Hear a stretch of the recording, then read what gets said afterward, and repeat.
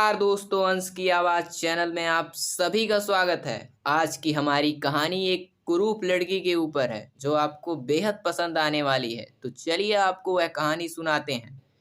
आज सरिता को देखने के लिए एक लड़का आने वाला था। वह ब्यूटी पार्लर में तैयार होकर घर आ ही रही थी कि रास्ते में उसे रंजना मिल गई। उसे देखते ही रंजना बोली, सुना है आज तुम्हें कोई लड़का देखने के लिए आ रहा है। सरिता बोली, हाँ आ तो रहा है, मगर आज तुम मत आना प्लीज। माँ कहती है तुम मनहूस हो, जब भी तुम आती हो लड़का और उसके घर वाले मुझे रिजेक्ट कर देते हैं। इतना कहकर सरिता अपने घर चली गई। मगर रंजना तो जैसे फ्रीज हो गई थी। उसके चेहरे पर दर्द उभर आया था। रंजना एक पैर से अपाहिज थी। एक्सीडेंट में उसका पैर बुरी तरह जख्मी हो गया था। इस कारण घुटने से नीचे तक उसका एक पैर नकली था। हालांकि वह लंगड़ा कर नहीं चलती थी, फिर भी अपाहिज तो थी ही। सरिता रंजना की खास सहेली थी। स्कूल से लेकर कॉलेज तक दोनों साथ पढ़ी थी, मगर पढ़ाई पूरी होने के बाद दोनों में दूरियां बढ़ रही थीं। आज तो सरिता ने जैसे दोस्ती को पूरी तरह तोड़ने का ठप्पा ही लगा दिया था। क्या सचमुच वह मनहूस थी? वह सोचने लगी। जब उसका जन्म हुआ उसके कुछ ही दिन बाद उसकी दादी चल बसी। जब 10 साल की हुई तब एक्सीडेंट में उसके पापा भी चले गए। उसी एक्सीडेंट में वह अपना खुद आधा पैर गंवाकर बच गई। रंजना उदास होकर छत पर आकर बैठ गई। आज उसका मन रोने को कर रहा था। अचानक उसने देखा सरिता के घर के सामने दो चमचमाती महंगी गाड़ियां आकर रुकी। वह खड़ी होकर जिज्ञासावश बालकनी में चली गई। करीब से गाड़ियों में से उतरने वाले लोगों को देखने लगी। गाड़ियों में से कुल 8 लोग बाहर निकले। वह उनमें से 4 महिलाएं और 4 पुरुष थे। चारों पुरुषों में 3 अधेड़ थे। वह समझ गई जो चौथा हैंडसम लड़का है ना, वह सरिता का होने वाला संभावित दूल्हा ही है।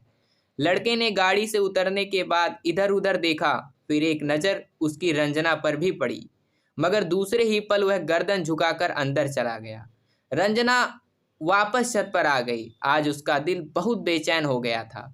उसने अपनी पैंट को एक पैर से थोड़ा ऊपर उठाया, फिर अपनी नकली पैर को निहारने लगी।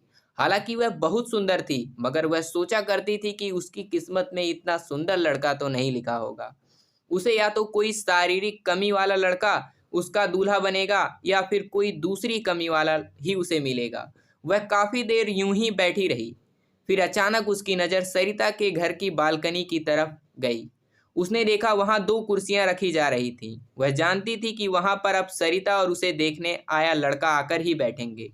हमेशा से यही होता आया है। लड़का और लड़की को एक कमरे में बैठाकर बात कराना सरिता के पापा को पसंद नहीं था। इसीलिए वे दोनों खुले में बैठते थे ताकि कोई भी अनहोनी बात ना हो। जब भी कोई लड़का सरिता को देखने आता तब रंजना सरिता के आसपास ही रहा करती थी, मगर आज पहली बार वह अपनी छत से देख रही थी।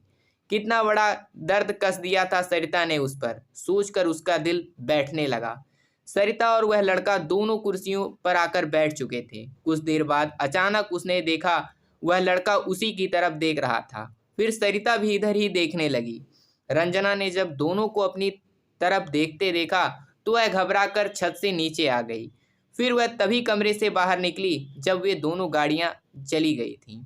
उसका दिल किरा कि सरिता से बिना कुछ पूछे क्यों ना किया जाए, पूछा ही जाए लड़का कैसा है। मगर फिर सरिता की आखिरी लफ्ज मनहूस कहना उसे याद आ गया, तो उसने फोन करना रोक दिया।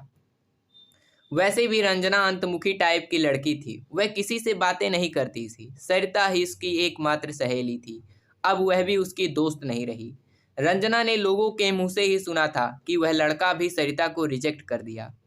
एक दिन बाद जवाब देने के लिए वे लोग कह गए थे, मगर आज 5 दिन हो गए थे, उन लोगों में से कोई जवाब नहीं आया था।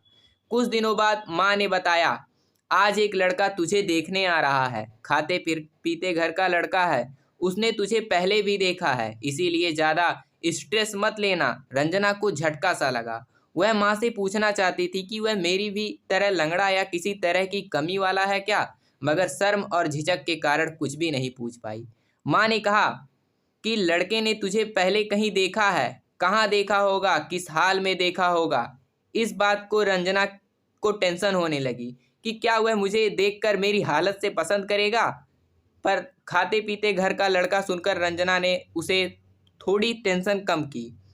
मगर उसके अपाहिज होने के कारण किसी ने भी उससे शादी नहीं करने की दिलचस्पी रखी थी। रंजना नहा धोकर तैयार हो गई। उसने जरा भी मेकअप नहीं किया था। वह चाहती थी जो भी उसे पसंद करे नेचुरल लुक में ही पसंद करे।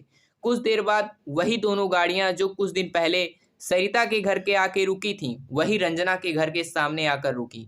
रंजना खिड़की से सब देख रही थी। उसी लड़के को गाड़ी से बाहर निकलते देखकर उसका कलेजा जोर से धड़कने लगा। ऐसा तो उसने सपने में भी नहीं सोचा था कि जो लड़का सरिता को रिजेक्ट कर देगा वो उसे देखने आएगा। रंजना कर घबरा गई और कमरे में भाग आई। सुबह से वह सोच रही थी कि लड़के से नॉर्मल होकर मिलेगी, मगर अब तो उसकी सांसें जैसे फ्रिज के कूलर की तरह चल रही हो। वह काफ़ी देर तक नॉर्मल होने का प्रयत्न करने लगी। कुछ देर बाद मम्मी ने आकर कहा कि एक बार मेहमानों के कमरे में जाकर हो आओ। वह नॉर्मल से बाहर और भीतर धड़कते दिल के साथ पहुंची, जहां 20-22 आंखों की नज़रें उसका पोस्टमार्टम करने के लिए तैयार थीं। फिर उसका इंटरव्यू शुरू हुआ। किसी ने नाम पूछा तो किसी ने पढ़ाई, किसी ने काम के बारे में पूछा तो किसी ने उसके परिवार के बारे में पूछा। वह नॉर्मल होकर गर्दन झुकाए वह सबका जवाब देती रही। जब उन लोगों के सवाल खत्म हो गए तो उसे वापस भेज दिया गया। वह कमरे में आकर बैठी ही थी कि उसे देखने आया लड़का भी उसके पीछे आ गया। उसने देखा कि रंजना के दिल की धड़कन फिर से बढ़ गई थी। रंजना बेड पर बैठी थी। वह पास रखे सोफे पर बैठ गया। कुछ देर चुप्पी छाई रही। फिर वह लड़का बोला, आपने तो सबके बारे में और अपने बारे में बता दिया। अब मैं भी आपको अपना परिचय देना चाहता हूँ। मेरा नाम राजीव है। मैं एक सॉफ्टवेयर इंजीनियर हूँ। एक प्राइवेट कंपनी में 12 लाख रुपए सालाना पैकेज पर नौकरी करता हूँ। मेरी उम्र 25 वर्ष है। हमारे घर इस समय हम 3 लोग रहते हैं, मैं और मम्मी पापा। मेरे एक बड़े भाई हैं जिसकी शादी हो चुकी है, वह अलग रहते हैं। मेरी 2 बहनें भी हैं जिनकी शादी हो चुकी है। दोनों बहनें और जीजा अभी हमारे साथ ही आए थे, जिनसे आप मिल चुकी हो। वह आगे बोला, अब आपको अपने दिल की बात बता देता हूँ कि आप मुझे पसंद हो। मैं आपसे शादी करना चाहता हूँ। आप बिना घबराए सोच विचार कर जवाब दीजिए। क्या मैं आपको पसंद हूँ? वह अपने नकली पैर के ऊपर का कपड़ा हटाकर उसे दिखाते हुए बोली, अपनी हाँ करने से पहले इसे भी देख लीजिए। वह मुस्कुराता हुआ बोला, कपड़े को नीचे कर लीजिए। मैं जानता हूँ कि आपके घुटने के नीचे 11 इंच का नकली पैर लगा है।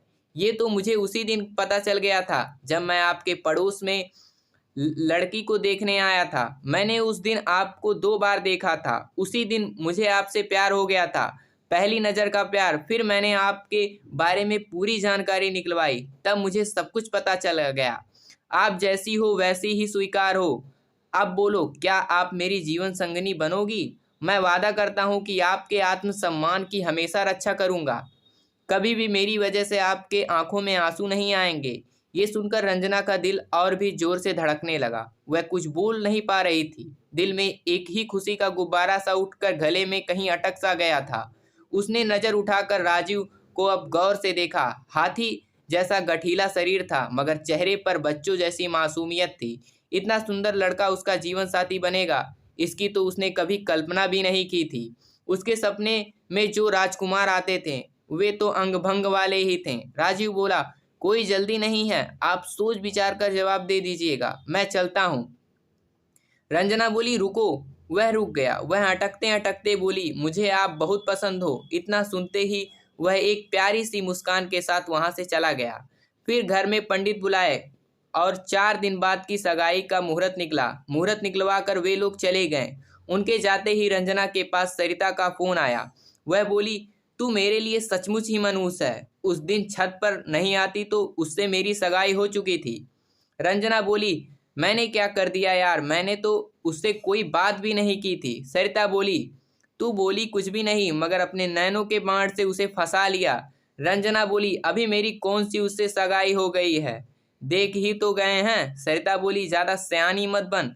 मैंने तुम्हारे घर पंडित को आते और जाते हुए देखा है, मुहूर्त निकाल कर गया होगा। इतना कहकर सरिता ने फ़ोन काट दिया। फिर रंजना की सगाई हो गई और कुछ दिनों बाद उसकी शादी भी हो गई। रंजना की जिंदगी को पंख लग गए थे। राजीव बिल्कुल वैसा ही था जैसा दिखता था। दोनों की जिंदगी आनंद पूर्वक गुजरने लगी। दोस्तों, इस दुनिया में कोई किसको कब पसंद आ जाए कुछ पता नहीं है।